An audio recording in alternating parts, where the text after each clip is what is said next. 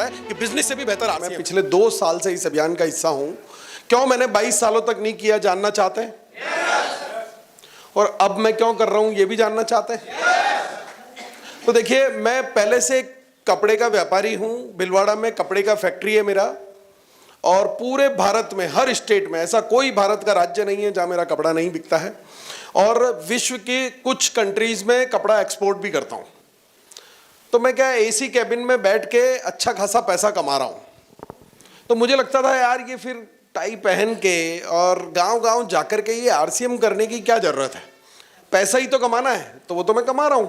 तो पैसा मैं कमा रहा हूं, तो फिर मुझे ये आरसीएम करने की क्या जरूरत है? हो सकता है आप में से भी जो नए साथी आज आए हैं, ऑलरेडी आप पैसा कमा रहे होंगे।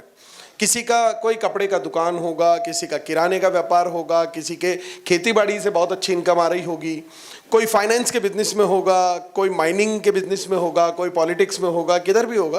पैसा हम कहीं भी कमा सकते हैं। तो मेरे को ये लगता था कि पैसा कमाना ही जिंदगी में इंपॉर्टेंट होता है, और इस एक गलतफहमी की वजह से 22 साल इस सिस्टम से मैं दूर रहा। अच्छा, पर एक बात बताइए, आप में से कितने लोगों को लगता है कि पैसा कमाना बहुत महत्वपूर्ण है? मुझे तो लगता है ना। पर जब मैं पैसा उधर कमा रहा हूं, तो फिर आरसीएम करने की क्या जरूरत है? हाँ जी, फिर आरसीएम करने की जरूरत क्या है? क्या मैं ये पैसा कमाने के लिए कर रहा हूं? नहीं ना। देखिए, इसमें क्या होता है, 22 साल तक मुझे समझ नहीं आया, पर 22 साल बाद एक वैश्विक घटना घटती है, जो कोविड आया था। और कोविड आया तो पूरी दुनिया में लॉकडाउन लग गया। यहां भी लगा था क्या? सब कुछ बंद हो गया, सब घरों में बंद थे, सब कुछ बंद हुआ, तो मेरी फैक्ट्री भी बंद हो गई। फैक्ट्री बंद हुई तो इनकम आना भी बंद हो गई। अब कुछ दिनों तो लॉकडाउन में बड़ा मजा आया था, घर में सबके साथ रह रहे थे, अच्छा लग रहा था।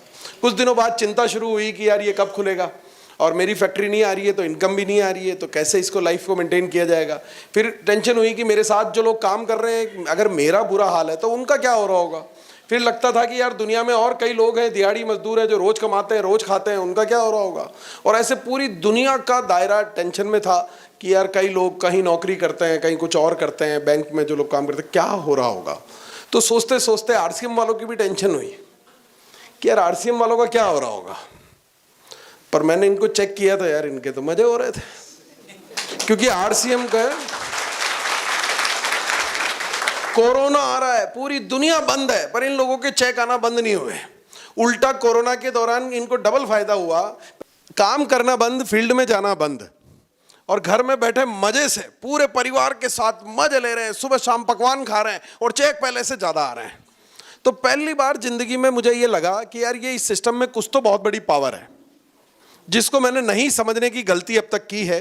तो ये मेरे को लगा कि इस सिस्टम में कोई बहुत बड़ी पावर है, जिसको मैंने अब तक समझा ही नहीं, गलती की है। तो पहली बार इसको समझना शुरू किया। नहीं तो मैं भी आपकी तरह ऐसे मीटिंगों में जाता था, और ऐसी छोटी मोटी मीटिंगों में नहीं जाता था, मैं सिर्फ एनिवर्सरी में जाता था। और उस जमाने में जो एनिवर्सरी होती थी ना, तो रेवाड़ी में एक एनिवर्सरी हुई थी जिसमें 1.5 लाख लोग आए थे। और दिल्ली में जो हर साल एनिवर्सरी होती है, लगभग 25-30 हजार लोग आते हैं, और पहली लाइन में जाके बैठ जाता हूँ, क्योंकि परिवार का हिस्सा हूँ, तो बहुत अच्छा लगता है। पर इतनी एनिवर्सरियों में गया, पर मैं बिजनेस को समझता नहीं था। वहां मजा इसलिए आता था कि मेरे परिवार का काम है और बहुत शानदार चल रहा है, और मजा इसलिए भी आता था कि बैकग्राउंड में गाना बहुत जोरदार चलाते थे ये लोग। ये चलाते थे वहां पे कि छाबड़ा जी तूने कमाल कर दिया, और मैं भी छाबड़ा हूं तो अच्छा लगता था, मेरे को मजा आता था। तो ये मैं सुनता था, पर समझने का कोशिश मैंने पहली बार तब की।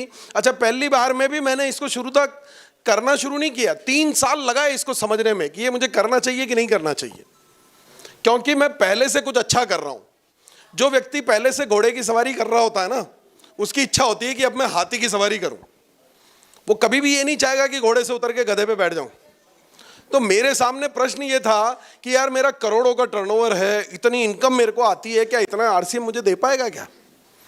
और यकीन मानना साथियों, उन 3 साल की रिसर्च की मैंने, एक एक बारीक से बारीक रिसर्च। आरसीएम के पास्ट को देखा, आरसीएम का वर्तमान देखा, आरसीएम का भविष्य देखा, एक एक लीडर की कहानी को देखा, हर व्यक्ति ने कहां से शुरू किया था, आज वो किस मुकाम पर है, और क्या वो आगे कितना जा सकता है, उस पोटेंशियल को चेक किया। और 3 साल बाद मुझे समझ में आया कि मैं जो कर रहा हूं वो तो कुछ भी नहीं है, उससे भी कुछ बहुत बड़ा अगर मुझे कुछ दे सकता है तो उसका नाम है आरसीएम। और इसलिए आज मैं उस बिजनेस को पार्ट टाइम करता हूं और इस आरसीएम अभियान का फुल टाइम हिस्सा हूं मैं। तो साथियों, ये आरसीएम अभियान जो है ना, दुनिया में इससे कुछ सरल हो नहीं सकता। अगर आपको इससे सरल कुछ पता है, मैं आज पूरी चीज बताने वाला हूं। जो 3 साल की मेरी रिसर्च है ना, वो पूरा निचोड़ आज आपको देने वाला हूं। अगले 1-1.5 घंटा अगर आपने मुझे ढंग से सुन लिया तो बहुत मजा आपको आने वाला। देखो, एक किस्सा सुनाता हूं आपको। एक औरत थी जो गर्भवती थी और बच्चा होने वाला था। उसको बच्चा होने वाला था, डिलीवरी का टाइम आ गया, लेबर पेन होने लगा, तो डॉक्टर साहब को बुलाया। डॉक्टर साहब अपना अटैची लेकर के आ गए। अटैची लेकर के आए तो उस कमरे में गए जिस कमरे में वो महिला थी, सबको बाहर निकाला। डॉक्टर साहब अंदर। 5 मिनट बाद पसीने से भीगे हुए डॉक्टर साहब बाहर आए। घर वालों ने पूछा क्या हुआ? अरे बोले बाद में बताऊंगा, पहले तुम कोई बड़ा सा पत्थर है क्या तुम्हारे पास? घर वाले टेंशन में बोले पत्थर क्यों मांग रहा है, पर उनको लगा यार ये तो डॉक्टर है, कुछ जरूरी चीज होगी, तो उन्होंने लाके दे दिया। फिर 5 मिनट बाद डॉक्टर साहब फिर अंदर गए पत्थर लेके, फिर पसीने से भरे हुए बाहर आए। घर वाले खुशी से बोले क्या हुआ? अरे बोले तुम्हारे पास आरी है क्या? बोले यार डिलीवरी कर रहा, कर क्या रहा है, आरी मांग रहा है। पर चूंकि उन्होंने सोचा डॉक्टर है, कुछ जरूरी होगा, तो उन्होंने आरी जानते हैं ना, लकड़ी काटने का जो होता है, तो बोले आरी, तो आरी भी लाके दे दी उन्होंने। फिर डॉक्टर साहब अंदर गए, फिर 2 मिनट बाद पसीने से भीगे हुए हाँफते हुए बाहर आए। अरे बोले यार हथौड़ा है क्या तुम्हारे पास? बोले डॉक्टर साहब ऐसी की तैसी, पहले ये बताओ कि हो क्या रहा है। बोले साला अटैची खुले तो बताऊं ना कि हो क्या रहा है। तो देखो, सफलता आज यहां पे भी जन्म लेगी, पर जब अटैची खुलेगी, यानी कि आपका ये दिमाग का ताला खुलेगा, तो सफलता जन्म लेगी, वरना कुछ भी नहीं होने वाला है। ये आरसीएम कोई बिजनेस नहीं है, कोई मेंबर जोड़ने की स्कीम नहीं है। अगर जो बिजनेस समझ के यहाँ आया है, या जिसने भी आपको ये बिजनेस समझाया है, शायद उन्हें ये पूरी जानकारी नहीं है। पिछले मैं अपने उन 3 सालों के रिसर्च और 2 साल से इसमें काम करने के एक्सपीरियंस के माध्यम से मैं आपको बताना चाहता हूँ कि ये दुनिया का सबसे सरल, सबसे आसान और सबसे महान अभियान है। और इस अभियान के 3 मुख्य बिंदु हैं। वो है, पहला है स्वास्थ्य रक्षा। क्या है जी? स्वास्थ्य रक्षा पर हम किस प्रकार से काम करते हैं मैं आपको बताता हूं। पहला तो मुझे बड़ी खुशी हुई कि जिस तरह से आप तालियां बजा रहे हैं, ऊर्जा दिखा रहे हैं, आप लोग जिंदा हैं। पर जिंदा रहने के लिए, जिंदा क्यों हैं? क्या किया आपने ऐसा कि आप जिंदा हैं? खाना खाया आपने, है ना? सही है, नहीं तो भूखे मर जाते। बात सही है एकदम। सर के लिए तालियां बजा दो यार।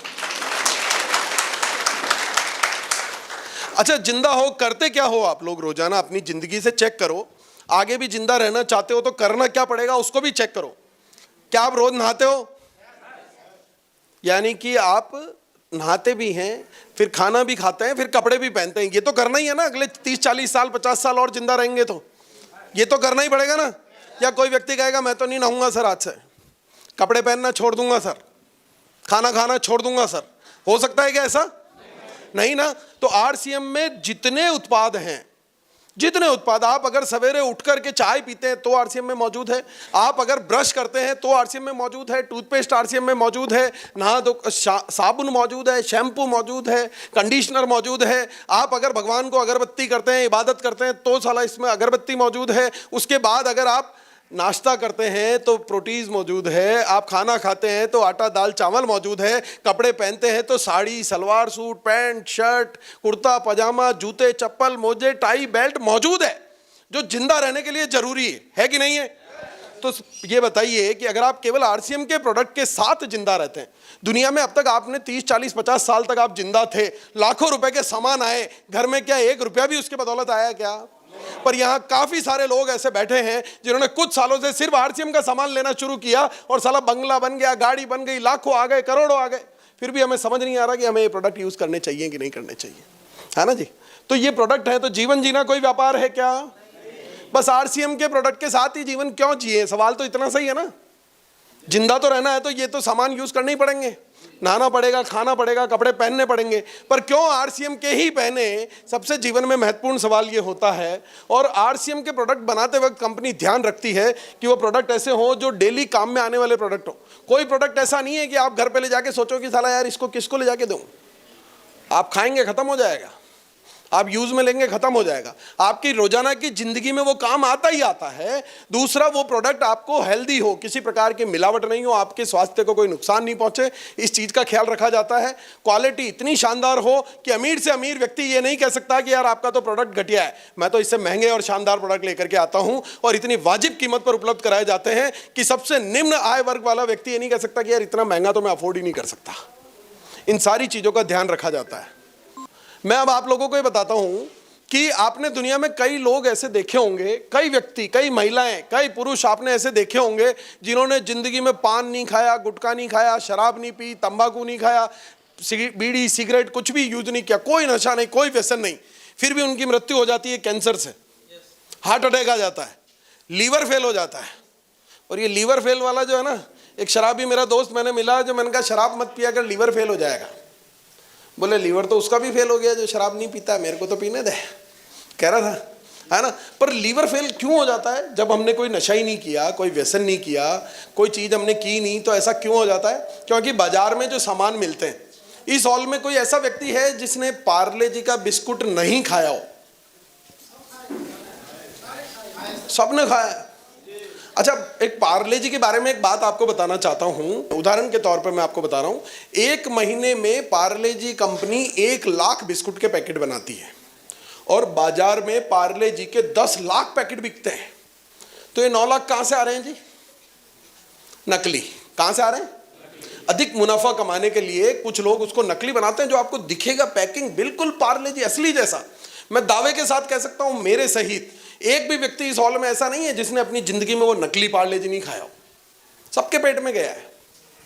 और फिर हमारे को धीरे धीरे धीरे धीरे इस तरह की गंभीर बीमारियां, चूंकि नकली उत्पाद हम खाते हैं, तो हो जाती है।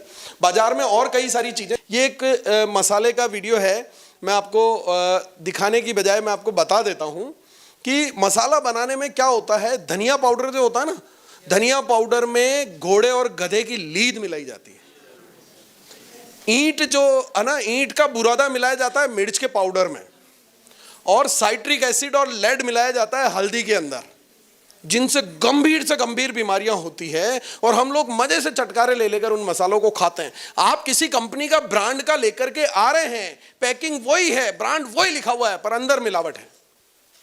आप जज नहीं कर सकते, आप चेक नहीं कर सकते। और तो और मैं बताता हूं आपको कि कोई रसोई में कोई ऐसी चीज है जो बिना नमक के बन जाए? नहीं बन सकती। और शक्कर के बिना कोई त्योहार पूरा हो सकता है क्या? वो नमक और शक्कर जो है वो भी प्लास्टिक से बनाए जा रहे हैं, फैक्ट्री में बनाए जा रहे हैं। कि ये नमक और चीनी भी किससे बन रही है? प्लास्टिक से बनाई जा रही है। अब आप कहां बच सकते हैं? अच्छा, इतना पार्ले जी आपने खाया, लाखों रुपए का पार्ले जी आप खा गए। आप चाहें कि यार पार्ले जी की फैक्ट्री मुझे देखनी है, तो देख सकते हैं क्या आप लोग? आरसीएम वर्ल्ड कितने लोग गए आप में से? हाथ ऊंचा करके बताओ। ओहो गरज। तो ये मुझे बताइए कि क्या आपने वहां पे कोई फैक्ट्री देखी कि आरसीएम वर्ल्ड में? क्या क्या देखा? आटा बनते हुए देखा, मसाले बनते हुए देखे, नमकीनें बनती हुई देखी। आप जब देखने गए थे तो आपको गेट पे रोका गया था क्या कि पहले तेरी आईडी चेक करा? आईडी चेक नहीं करी? आपसे ये भी नहीं पूछा कि आप आरसीएम के मेंबर हो या नहीं हो? कुछ भी नहीं पूछा, आप गए और देख लिया। अच्छा, साला जिसको नकली बनाना ही नहीं है उसको किसके बाप का डर? जो मर्जी आए देख ले, जो मर्जी आए, चाहे वो आरसीएम अभियान का हिस्सा हो, नहीं हो, जुड़ा हो, नहीं जुड़ा हो। रोजाना हजारों की संख्या में एकेडमी के रूप में वहां पूरे भारतवर्ष से लोग पहुंचते हैं और उनसे एक सवाल नहीं किया जाता, और वो जिस मर्जी चाहे प्लांट में घुस करके वो प्लांट देख सकते हैं, अपनी आंखों से ये उत्पाद बनते हुए देख लेते हैं। और जिसने अपनी आंखों से बनते हुए देख लिया, वो कभी नहीं चाहेगा कि मेरी बहन के घर में कोई दूसरी कंपनी के मसाले आ रहे हों। वो कभी नहीं चाहेगा कि मेरे ननिहाल में कोई दूसरी कंपनी का तेल यूज हो रहा हो। चाहेगा क्या? और जब वो चाहता है, अपने ननिहाल में कहता है कि यार तेल खाना है तो आरसीएम का ही खाना, मैं आपके हाथ जोड़ता हूं। अपनी बहन को कहता है कि मसाले आटे तो तू आज से आरसीएम का ही खाएगी, मैं तेरे हाथ जोड़ता हूं। तो क्या वो कोई व्यापार कर रहा है क्या? नहीं ना। आप जो ये आरसीएम के उत्पाद, जो फैक्ट्रियां आपने भिलवाड़ा में देखी होंगी, ये उत्पाद अगर आप किसी के घर में पहुंचाते हैं ना, तो आप पैसे कमाने का जरिया नहीं है, बल्कि आप उसके पूरे परिवार को heart attack, liver failure, kidney failure, cancer जैसी गंभीर बीमारियों से बचाने का काम करते हैं। यानी कि अगर आप आरसीएम के उत्पाद इस दुनिया तक पहुंचा रहे हैं तो आप दुआएं कमाने का काम करते हैं।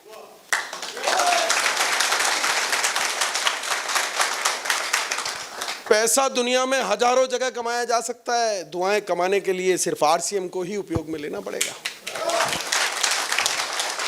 अब दूसरा बिंदु आता है स्वावलंबन। स्वावलंबन यानी कि किसी को फाइनेंशियली, पैसे के तौर पर मजबूत बना देना, किसी को सेल्फ इंडिपेंडेंट यानी कि आत्मनिर्भर बना देना कि वो अपना खुद कमाए, खुद खा सके, स्वावलंबी बन जाए, किसी के सामने उसको हाथ नहीं फैलाना पड़े। मेरा एक दोस्त है, अब चूंकि मेरा दोस्त है और फाइनेंशियली इतना मजबूत नहीं था, तो मेरे पास आया कि भैया मुझे 10,000 रुपए की जरूरत है। दोस्त है तो दे दिए। उसने कहा मैं महीने 2 महीने में आपको लौटा दूंगा। 2 महीने बाद वापस आया, मैंने सोचा पैसे लौटाने आया, पर उसने कहा कि यार मुझे एक 10,000 रुपए की और ज़रूरत है। मैंने कहा यार पहले वाले बोले दोनों एक साथ में लौटा दूंगा। मैंने कहा ठीक है ले जा, फिर दे दिए। फिर 2 महीने बाद फिर आया तो खुशी हुई कि यार चलो अपने 20,000 रुपये वापस लौटाएगा ये। पर उसने फिर आकर के कहा कि यार इस बार मेरे कुछ गंभीर प्रॉब्लम है, घर में कोई बीमार है, शादी भी है, ऐसा भी है वैसा भी है, तो मुझे 50,000 रुपये की ज़रूरत है। मेरी जगह आप होते तो दे देते क्या? मैंने भी नहीं दिए। यार कैसे देंगे? अब आप उसको, अच्छा मैंने क्या किया, मेरा एक मित्र है जो फाइनेंशियली थोड़ा कमजोर था, मैंने उसको आरसीएम करना सिखा दिया। आज 2 साल 2.5 साल में वो आरसीएम का टेक्निकल है, 2 लाख रुपए महीने जैसी शानदार इनकम आती है। और अकेला टेक्निकल नहीं है, उसकी टीम में कई सारे रॉयल्टी है, कई सारे वाइटल हैं, और अपने साथ साथ लाखों लोगों को वो सक्षम बना रहा है। तो बताइए क्या करना चाहिए? पैसे उधार देने चाहिए दोस्त को कि आरसीएम करना सिखा देना चाहिए? तो ये होता है स्वावलंबी बनाना, और ये कर रहा है ये आरसीएम। जब आप ये काम करते हैं तो केवल खुद पैसा नहीं कमाते हैं, जब तक आप अपने साथ कई लोगों को सक्षम नहीं बना सकते तब तक आप भी सक्षम नहीं बन सकते। ये डिजाइन ही ऐसा है कि अगर संजीव सर इसमें बड़े हुए हैं, आज सुधी मैडम इसमें बड़ी हुई है, मंडल मैडम बड़ी हुई है, सर बड़े हुए हैं, तो इनके साथ लाखों लोग हैं जो आज इसके माध्यम से घर, बंगला, गाड़ी, इनकम शानदार ले रहे हैं। ये ऐसे ही काम करता है। तो इसके माध्यम से हम दुनिया को स्वावलंबी बनाते हैं। और पैसा कमाने के लिए हमें कुछ बिजनेस करना हो और मान लो पार्ले जी की एजेंसी लेनी हो तो लाखों रुपए देने पड़ते हैं साहब। लाखों रुपए देने के बाद पार्ले जी की एजेंसी मिलती है, मुफ्त में नहीं मिलती है। और लाखों रुपए देने के बाद भी अगर मैंने मान लीजिए अररिया डिस्ट्रिक्ट के लिए वो एजेंसी ली है तो अररिया में ही मैं बेच सकता हूं, बाकी दुनिया में नहीं बेच सकता। बेच सकता हूं क्या? एक प्रोडक्ट की एजेंसी, लाखों रुपए का इन्वेस्टमेंट और एक सीमित दायरे में बेचना, और वहीं आरसीएम आपको देता है 450 से ज्यादा प्रोडक्ट की एजेंसी, और उसका भी कोई दायरा नहीं, पूरे भारत में जहां मर्जी चाहो व्यापार करो, पूरे भारत में। और ऐसा नहीं है कि आपका मिलने वाला कोई कश्मीर में रह रहा है या केरल में रह रहा है तो आपको खुद को उठा करके वो प्रोडक्ट ट्रांसपोर्ट में रखकर उस तक पहुंचाना है या घर जाकर के देके आना है। आपको नहीं करना है ये काम, ये व्यवस्था आपके लिए कंपनी ने ऑलरेडी कर रखी है। पूरे भारत में कंपनी के 160 से ज्यादा डिपो हैं, पूरे भारत में 10,000 से ज्यादा रिटेल आउटलेट जिन्हें हम वंडर वर्ल्ड कहते हैं वो मौजूद है। पूरे भारत में 1.5 लाख से ज्यादा डिस्प्ले वॉल्स है जहां लोग घर में ये उत्पाद रख करके अपने लोगों तक पहुंचाते हैं। और आदरणीय सौरभ सर ने एक शानदार सिस्टम शुरू कर दिया कि साला मोबाइल एप्लीकेशन में एक बटन दबाओ और घर पे होम डिलीवरी मंगाओ।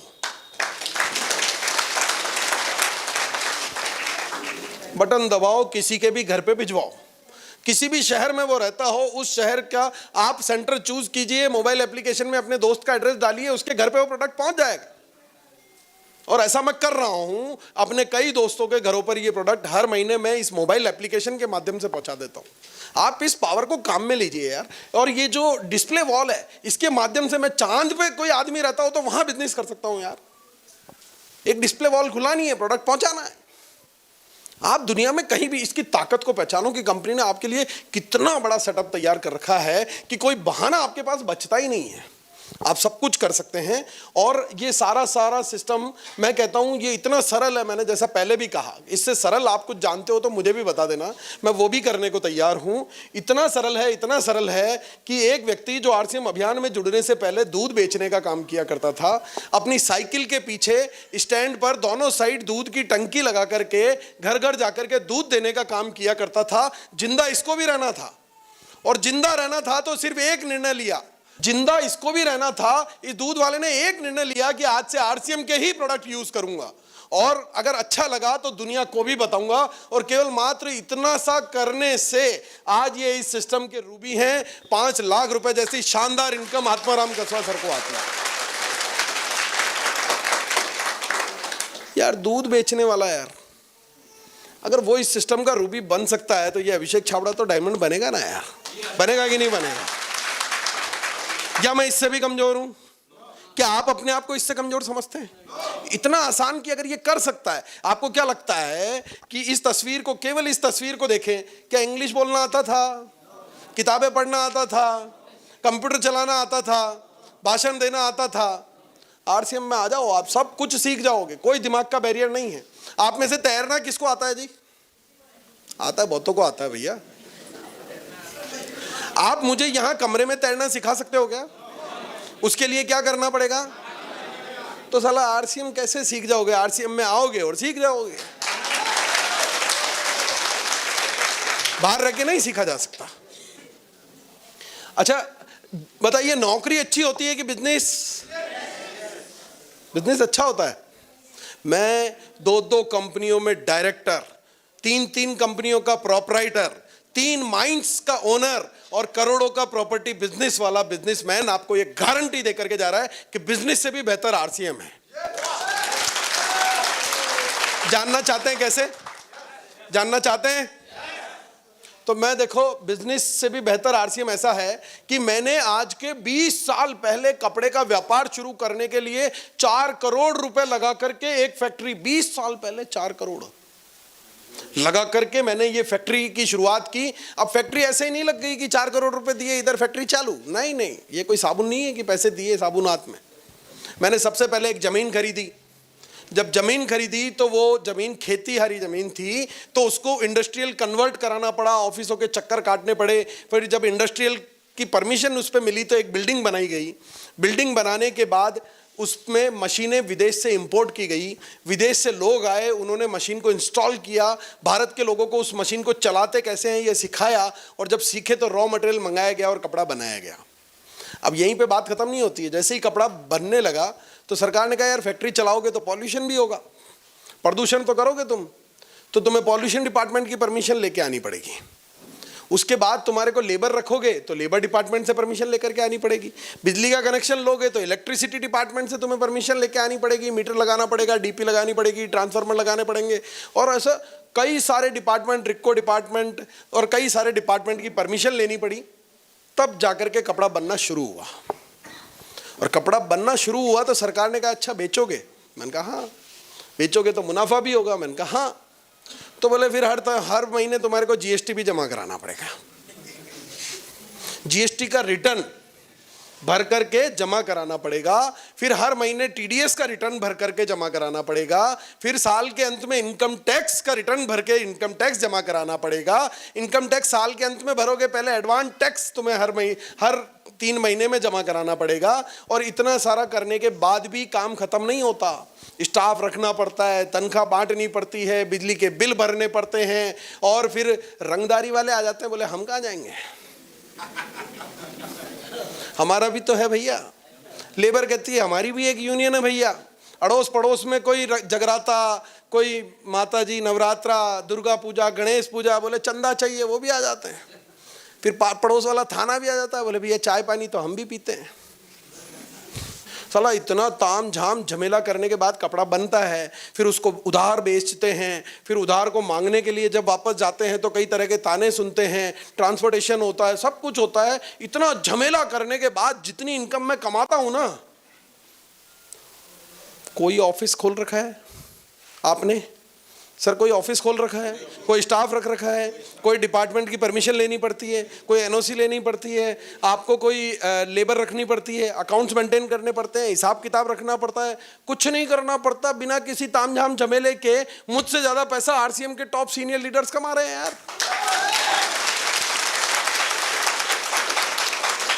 तो अभी देखो फैक्ट्री चल रही है, आप बता दो मुझे क्या करना चाहिए अपना बिजनेस की आरसीएम? आप कह रहे हो इसलिए अब मैं आरसीएम ढंग से और करूंगा, है ना? आप कह रहे हो इसलिए। और ऐसा नहीं है, आरसीएम में एक और दिक्कत होती है कि यार मुझे एक ही चीज खटकती रही उन 3 सालों में कि आरसीएम के लोग कहते हैं हम कर रहे हैं नए भारत का निर्माण। क्या कहते हैं बाबूजी? नए भारत का निर्माण। मैंने कहा यार ये कैसे करोगे तुम लोग? मेरे जैसे बड़े बड़े इंडस्ट्रियलिस्ट जो लाखों करोड़ों का टैक्स भरते हैं, उनके टैक्स के पैसों से रोड बनता है, स्ट्रीट लाइट लगती है, कॉलेज खुलते हैं, स्कूल खुलते हैं, हॉस्पिटल बनते हैं, बांध बनते हैं, आपके घरों तक लाइटें पहुंचती है, पानी पहुंचता है, हमारे टैक्स के पैसों से होता है यार भारत का निर्माण। आरसीएम अकेला कैसे कर रहा है भारत का निर्माण? तो फिर बात जब समझ में आई तो मुझे लगा कि टैक्स पेयर करते हैं भारत का निर्माण। फिर एक तस्वीर मैंने देखी उन 3 सालों की रिसर्च के दौरान, तो वो जो तस्वीर नजर आई वो 2 भाइयों की तस्वीर थी। एक का नाम है समुद्रनाथ योगी, दूसरे का नाम है शंभुनाथ योगी। ये दोनों भाई आरसीएम की शुरुआत से पहले मेरे यहाँ ड्राइवर के तौर पर काम किया करते थे और दोनों भाइयों की तनख्वाह थी 3,500 रुपये महीना। एक भाई आज भी ड्राइवर है, आज भी सौरभ सर की गाड़ी वही चलाता है, फाटक खोल के सर को बिठाता है, अटैची उठा के डिग्गी में जमाता है और जब सर अंदर ऑफिस में बैठे होते हैं तो कपड़ा लेके गाड़ी चमकाता है। 20,000 रुपये उसकी तनख्वाह बढ़ते बढ़ते कितनी हो गई? 20,000 रुपये महीना। और वहीं ये दूसरा भाई जिसने निर्णय लिया कि मुझे तो अब आरसीएम अभियान का हिस्सा बनना है, आरसीएम के प्रोडक्ट खाना शुरू किया, लोगों को बताना शुरू किया, इसकी 1 महीने की इनकम है 2.5 लाख रुपए महीना।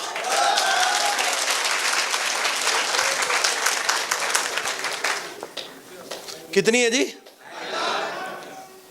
सोचो यार, ड्राइवर ही रह जाता तो 20,000 तो मिलता, फिर हमारे सामने कभी बैठने की हिम्मत नहीं करता। पर आज ये समुद्रनाथ योगी टीसी सर के साथ बैठ करके चाय पीने की हिम्मत रखता है।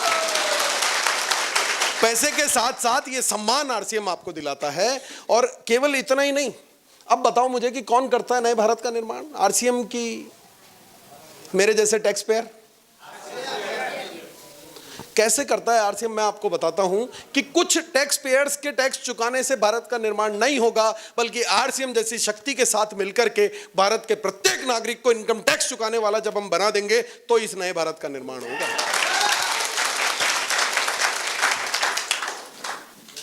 और इन्वेस्टमेंट कुछ पैसा लगता है जी आपका? 1 रुपए का इन्वेस्टमेंट नहीं लगता। पर मैं बिजनेसमैन आदमी, बढ़िया आदमी, मेरे दिमाग में एक टेंशन, साला भीख मांगने के लिए भी पहले एक चटाई और कटोरा खरीदना पड़ता है। खरीदना पड़ता है कि नहीं खरीदना पड़ता? तो ये बिना इन्वेस्टमेंट के लोग करोड़पति कैसे बन रहे हैं? साला भीख नहीं मांग सकता बिना इन्वेस्टमेंट के आदमी। पर मुझे समझ में आया कुछ तो इन्वेस्ट करना ही पड़ता होगा। मैं रिसर्च करता गया, 3 साल सोचता गया और मेरे को समझ में आई कि आरसीएम में सक्सेसफुल होने के लिए धन इन्वेस्ट करने की नहीं, मन इन्वेस्ट करने की जरूरत होती है। और जिसने जितना मन लगा रखा है उसको उतना ही ज्यादा रिटर्न आ रहा है। आपका मन का इन्वेस्टमेंट देख लेना, जिसका मन का इन्वेस्टमेंट कम है उसको इनकम कम है। बात समझ में आ रही है जी? ये तस्वीर गौर से देखें आप। धन नहीं था इस व्यक्ति के पास लगाने को। मैं जिस एक फैक्ट्री का मालिक हूं, ऐसे ही भीलवाड़ा शहर में ये एक फैक्ट्री में कर्मचारी के तौर पर काम किया करते थे। 7-8 हजार रुपए महीना इनकी तनख्वाह हुआ करती थी और धन नहीं था, मन था। मन लगा करके काम किया तो आज उसी भीलवाड़ा शहर में जहां ये 7.5 हजार रुपए महीने की नौकरी किया करते थे, उसी शहर में ये रहते हैं 25 करोड़ के मकान में। आप में से किसने मुकेश कोठारी सर का बंगला देखा है? देखा है? मैं झूठ तो नहीं बोल रहा हूं।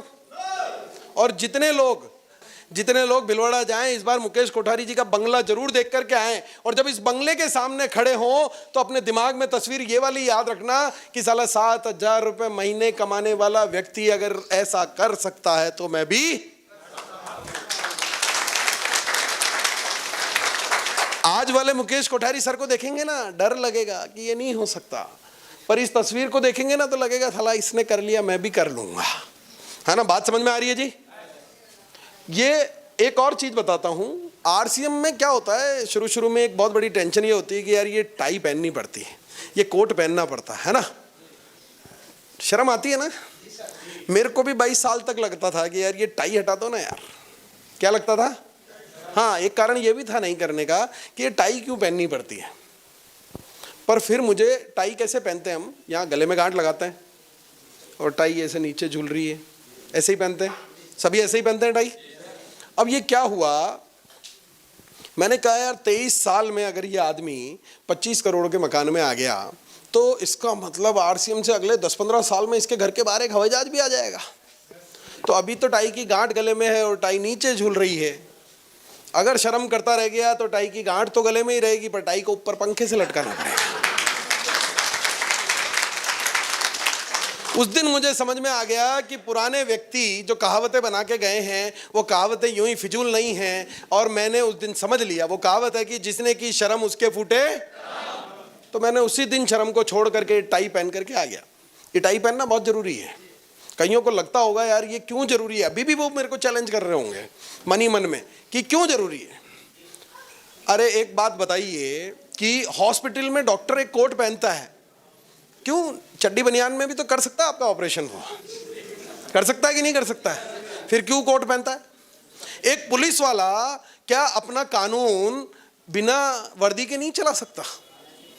आपका बच्चा जो स्कूल पढ़ने जाता है उसको आप रंग बिरंगे कपड़ों में भेज दो ना, क्या फर्क पड़ता है?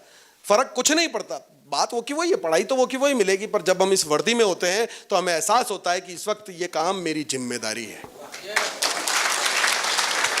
तो इसलिए वर्दी जरूरी होती है। एक और तस्वीर आपको दिखाता हूं, ये तस्वीर गौर से देखो। धन नहीं था लगाने को, धन नहीं था। 1500 रुपए महीने की नौकरी किया करते थे। इस तरह की सेमिनार सुनने के लिए साइकिल से आते थे और केवल मन लगा करके काम किया।